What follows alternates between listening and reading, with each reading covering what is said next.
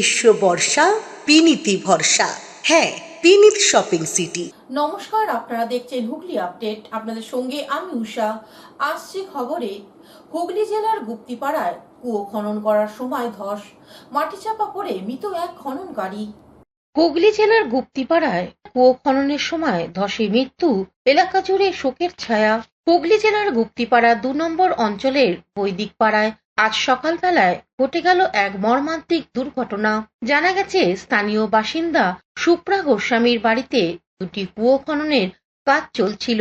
নিয়মিত কুয়ো কাটার কাজে নিযুক্ত ছিলেন টুটুল সমাদ্দার নামে এক শ্রমিক, যার বয়স ছিল ৩৬ বছর। তিনি ওই এলাকাতেই পরিচিত একজন পরিশ্রমী ও অভিজ্ঞ কর্মী ছিলেন। প্রত্যক্ষদর্শীদের সূত্রে জানা যায়, সকাল প্রায় ১১টার সময় টুটুল সমাদ্দার কুয়োর নিচে নেমে মাটি কেটে উপরে তোলার কাজ করছিলেন।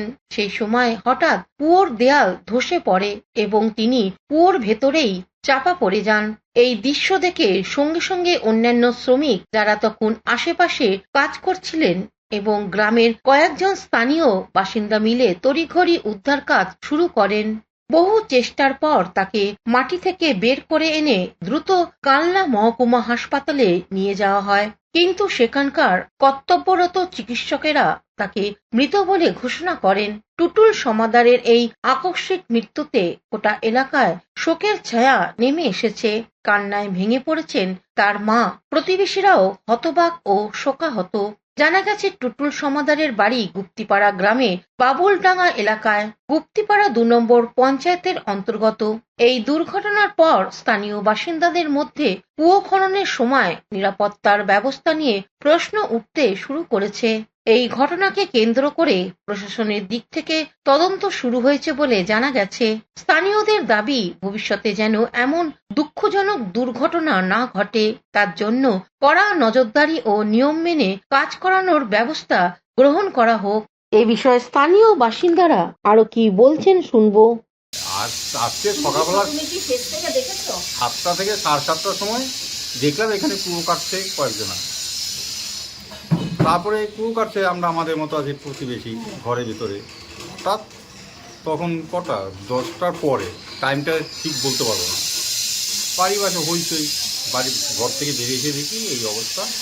ভেতরে একজনা পড়ে আছে, একজন ওকে দড়ি বেঁধে টেনে তুলছে সেন্সলেস অবস্থায়। কিন্তু তখন কাজ করেছে দিয়ে এখানে ৪-৫ জন ছিল। দিয়ে বাড়িওয়ালা বলেছে যে এখানে যদি অসুবিধা হয় তোরা করিস না। ছেলেটার নাম আমি জানি না। দিয়ে তারপরে হঠাৎ করে ধস নেমে তারপরে ও মাটির তলায় ছিল, তার ৭-৮ মিনিট হয়তো ছিল। দিয়ে তারপর তুললো, বাড়ির লোক করে খবর দেওয়া হলো, বাড়ির লোক আসলো, বাড়ির লোক এসে বললো, বলার পরে তারপরে ওদের ধরে বেঁধে কালনা নিয়ে গেল। আজকে সকালবেলায় কুয়ো কাটতে গেছিল, তার দুটো পাশে কুয়ো কাটছিল ওই বাড়িতে। দিয়ে কুয়ো কাটতে গিয়ে ধস নেবে পড়ে মারা গেছে ইয়েতে, গর্তে। কি নাম যে মারা গেছে? ওনার টুটুল সর্দার। হুগলি থেকে চন্দনা দত্তের রিপোর্ট, হুগলি আপডেট। এবার মাধ্যমিক ফলাফলে পিছিয়ে নেই জামালপুর ব্লক। ৬৮১ নম্বর পেয়ে এগিয়ে আফরিন হাসান শেখ। মাধ্যমিকের রেজাল্টের জেলা শহরে থেকে পিছিয়ে নেই জামালপুর ব্লক। এই ব্লকে ২০২৫-এ মাধ্যমিক পরীক্ষায় প্রথম হয়েছে জামালপুর গার্লস হাই স্কুলের ছাত্রী আফরিন হাসান শেখ। সে পেয়েছে ৬৮১ নম্বর। মাত্র কয়েকটি নম্বরের জন্য মেধা তালিকায় ঢুকতে পারেনি সে। এছাড়াও ৬৬৮ পেয়ে ব্লকে দ্বিতীয় হয়েছে জামালপুর হাই স্কুলের ছাত্র সাহিত্য গুহ। জামালপুর গার্লস হাই স্কুলের আরেক ছাত্রী সোহানা পারভীন পেয়েছে ৬৬৪। আছাপুর বালিকা বিদ্যালয়ের সিদ্দিকা সুলতানা পেয়েছে ৬৫৫। ছৌগ্রাম হাই স্কুলের ছাত্রী তিশা ঘোষ পেয়েছে ৬৫২। জামালপুর হাই স্কুলের অপর দুই ছাত্র সাহাদ মিসাবুল হক অরিদ্র দে পেয়েছে যথাক্রমে ৬৪৭ ও ৬৪৫। যোধশ্রীরাম হাই স্কুলের ছাত্র আনিত ব্যানার্জি পেয়েছে ৬৪১। ৬০০ এর উপরে পেয়েছে ব্লকের বিভিন্ন স্কুলের অনেক ছাত্র ছাত্রী।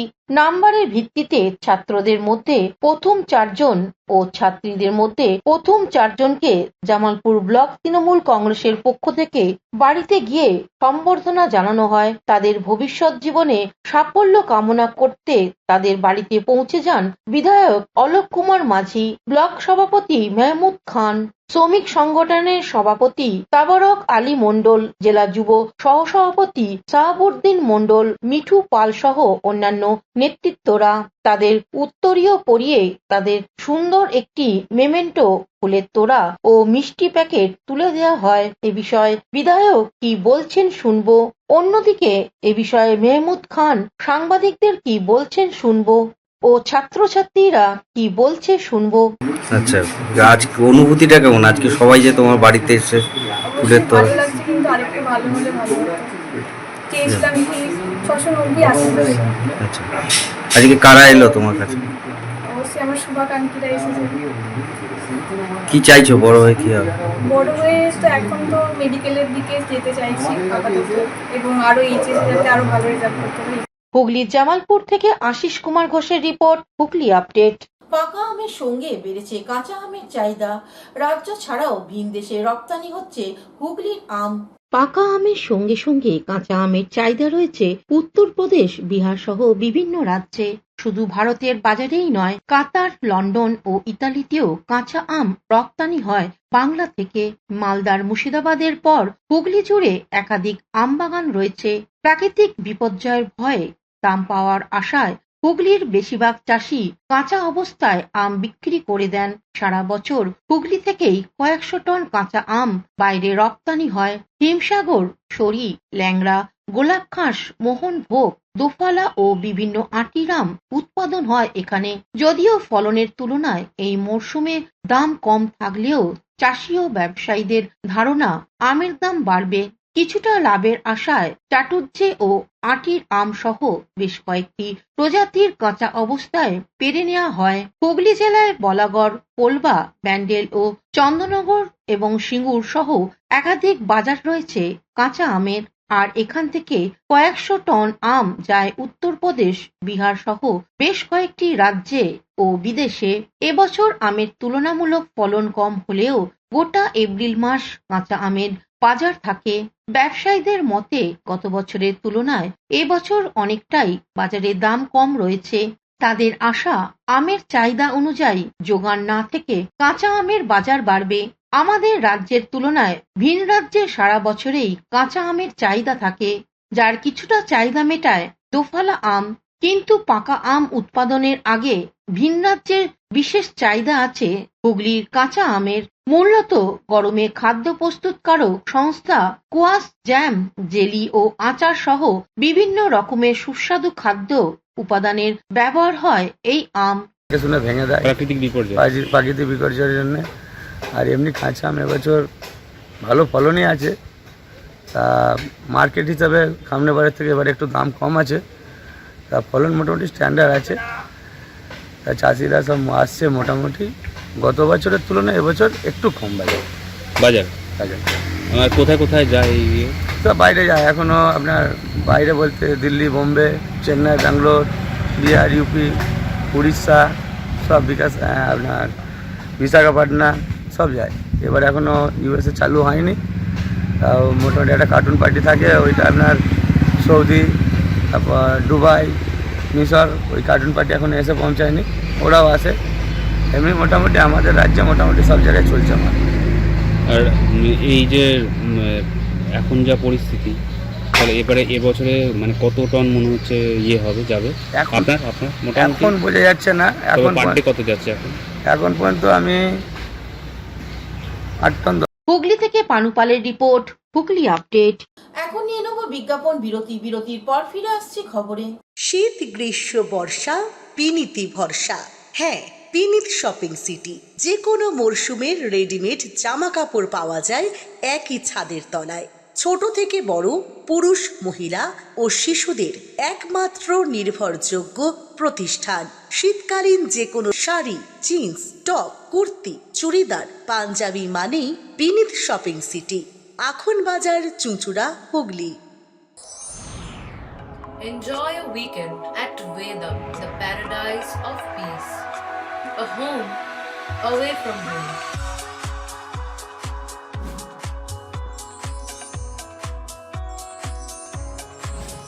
See yourself resonating with the nature. Vedam welcomes you to create your best memories. Amala nursing home, Potshati, your ultimate destination for weekend leisure. Marriage, conference, shooting, and get together all are in one roof. Yes, think about Potshati, Hooghly. বিরতির পর ফিরে এলাম খবরে। Hooghly Chuchura CNI church 200 বছর উদযাপন উপলক্ষে স্বেচ্ছায় রক্তদান শিবির অনুষ্ঠিত হয়ে গেল। হুগলি জেলার সদর শহর চুচুড়া ঘড়ির মোড়ে চুচুড়া চার্চ 200 বছর পদার্পণ করল। এই গৌরবজল 200 বছরকে স্মরণ করে এক রক্তদান শিবিরের আয়োজন করা হয়। এখানে জাতি ধর্ম নির্বিশেষে প্রচুর মানুষ স্বেচ্ছায় রক্তদান করেন প্রার্থনা গৃহে। এই রক্তদান শিবির সাম্প্রদায়িক সম্প্রীতির মেলবন্ধন গড়ে তোলে। শিবিরে উৎসাহ দিতে উপস্থিত হন প্রাক্তন মন্ত্রী তপন দাশগুপ্ত, বিধায়ক অসিত মজুমদার, পৌরপ্রধান অমিত রায়, শেখ সানোয়ার আলী মির্জা, মণিমা খাতুন, চঞ্চল ভট্টাচার্য সহ অন্যান্য বিশিষ্ট ব্যক্তিরা। এটা দারুণ কাজ। আমি 40 বছর পলিটিক্স করছি, অ্যাকচুয়ালি আমরা দেখিনি যে কোনো চার্চ রক্তদান করেছে। এই ফাদারকে আমি আন্তরিক কৃতজ্ঞতা জানাই যেখানে একটা বড় রক্তদান করছে। এবং এখানে আমাদের চেয়ারম্যান অমিত আছে, আমাদের চঞ্চল আছে লায়ন্স ক্লাবের প্রেসিডেন্ট, এছাড়া আমাদের 13 নম্বর ওয়ার্ডের কাউন্সিলর আছে জয়দেব CIC। ফাদার সারা বছরই প্রোগ্রামের মধ্যে থাকে, ভালো কাজ করে। আর আপনারা জানেন যে 4 মাস রক্তের অত্যন্ত ক্রাইসিস, বিশেষ করে এই মাসটা খুব কিছু বলে গেছে। উনি একটা যে পথ দেখালেন আজকে আগামী দিন সম্প্রীতির বার্তা দেবেন। যেমন মণিমার ছেলে রক্তদান করেছে, আমাদের হাজি মোহাম্মদ মহসিন ওয়েলফেয়ার সোসাইটি থেকে খালেক থেকে শুরু করে নৌসাদ থেকে শুরু করে আরও সকলে এসে রক্তদান করেছে। রক্তদানের ক্ষেত্রে একটা মিলন ক্ষেত্র হয়েছে এই church, Chuchura church. Chuchura church পক্ষ থেকে বিশিষ্টদের সম্বর্ধনা জানানো হয়। এরপর চার্চের ফাদার আজকের কর্মসূচির প্রসঙ্গে কি বলছেন শুনবো। এই কর্মসূচি কি 200 বছর মহান ঈশ্বরের মহান পরিকল্পনা অনুসারে আজকের দিনটা আমরা পেয়েছি, যেখানে আমরা রক্তদান শিবির আয়োজন করছি। এবং রক্তদান শিবিরটা আয়োজনের পেছনে আমাদের যুব সমিতি, যুবক যুবতীবৃন্দ আছে আমাদের চার্চে, এবং মহিলা সমিতির মায়েরা যারা আছেন তারা সকলে মিলে এটা সাহায্য করছেন। এবং আজকের এই দিনটা 200 বছর উপলক্ষে এটা একটা বিশেষ কার্য, যেটা আমরা কিছুদিন আগে আমরা যেটা free health check up camp করেছিলাম, আজকে আমরা ব্লাড ডোনেশন ক্যাম্প করছি।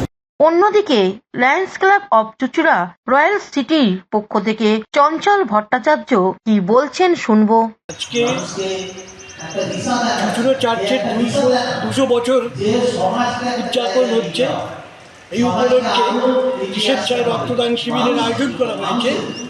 যে রক্তদান শিবিরে আমরা চুচুড়া রয়্যাল সিটি লায়ন্স ক্লাবের পক্ষ থেকে সম্পূর্ণরূপে সাহায্য এবং সহযোগিতার হাত বাড়িয়েছি। সমস্ত আমরা ব্যবস্থাপনা করেছি। আমাদের এই ব্লাড ব্যাংকের ডক্টর স্টিভ রক্ত সংগ্রহ করছে। আমরা আজকের এই অনুষ্ঠানে চার্চের পক্ষ থেকে এই যে মহতী অনুষ্ঠান রক্তদান শিবির, এটা বহন করছে এই বার্তা যে সাম্প্রদায়িক সম্প্রীতি বার্তাই বহন করছে আজকের চার্চের এই অনুষ্ঠান। তো আমরা যে কোনো সংস্থা আমাদের লায়ন্স ক্লাবের সাথে যোগাযোগ করি, আমরা যে রক্তদানের সমস্ত আয়োজনে আমরা সাহায্য সহযোগিতা করব এবং মাথা পিছু প্রত্যেক ডোনারের জন্য সমস্ত টিফিন খরচা আমরা বহন করব এবং প্রত্যেককে আইডি আমরা কার্ড দেব, ক্রেডিট কার্ড প্রত্যেককে দেবো, লায়ন্স ক্লাবের সার্টিফিকেট এবং গ্রুপ নির্ণয় করে প্রত্যেকের গ্রুপ লিস্ট আমরা সংস্থার হাতে তুলে দেবো। এছাড়া সংস্থাকেও দেবো আমরা একটি শংসাপত্র। হুগলি থেকে চন্দনা দত্তের রিপোর্ট, হুগলি আপডেট। চুচুড়ায় একগুচ্ছ সমাজ কল্যাণ কর্মসূচি অনুষ্ঠিত হয়ে গেল শাস্ত্রী স্মৃতি সংঘ ও মাসি সংগঠনের পক্ষ থেকে। হুগলি স্বেচ্ছাসেবী সংগঠন বাঁশি ও ঘুটিয়া বাজার শাস্ত্রী স্মৃতি সংঘের যৌথ উদ্যোগে আজ হুগলি মল্লিকবাটি স্কুলে একগুচ্ছ সমাজ কল্যাণমূলক কাজ অনুষ্ঠিত হয়ে গেল। বিনা ব্যয় চক্ষু পরীক্ষা ও অপারেশন, বৃক্ষরোপণ এবং স্বেচ্ছায় রক্তদান শিবির অনুষ্ঠিত হয়ে গেল। বহু মানুষ আজ স্বেচ্ছায় রক্তদান করতে এগিয়ে আসেন। উপস্থিত বিশিষ্ট ব্যক্তিদের সম্বর্ধনা দেয়া হয়। আজকের কর্মসূচি প্রসঙ্গে আশিস দাস এক সাক্ষাৎকারে কি জানাচ্ছেন শুনবো। আজকে মল্লিকবাটি স্কুলেতে শাস্ত্রী স্মৃতি সংঘের পরিচালনা এবং মাসিক সহযোগিতায় রক্তদান শিবির, স্বাস্থ্য শিবির ও বিনামূল্যে চক্ষু পরীক্ষা আয়োজন করা হয়েছে। আমরা যৌথ উদ্যোগে শাস্ত্রী এবং মাসি সারা বছর বিভিন্ন জায়গায় আমরা বিভিন্ন রকমের কাজ করে থাকি। বস্ত্র প্রদান থেকে শুরু করে ছাত্রছাত্রীদের নিয়ে পিকনিক করা, বিভিন্ন রকম সমাজসেবামূলক কাজ করে থাকি। আজকে আমরা আয়োজন করেছি, আমরা এলাকাবাসীর কাছে আবেদন করব, আপনারা আসুন, আমাদের সাথে থাকুন, আমাদের পাশে থাকুন। আমরা যে কাজ করছি সেই কাজের সঙ্গে যুক্ত, সবাই মিলে এগিয়ে এসে একটা সুন্দর সমাজ গড়ে তুলি। হুগলি থেকে স্বর্ণালী দত্ত প্যাটেলের সঙ্গে উষা দত্তের রিপোর্ট, হুগলি আপডেট। এখনকার মতন খবর এই পর্যন্তই। প্রতিদিন দেখুন হুগলি আপডেট। নমস্কার।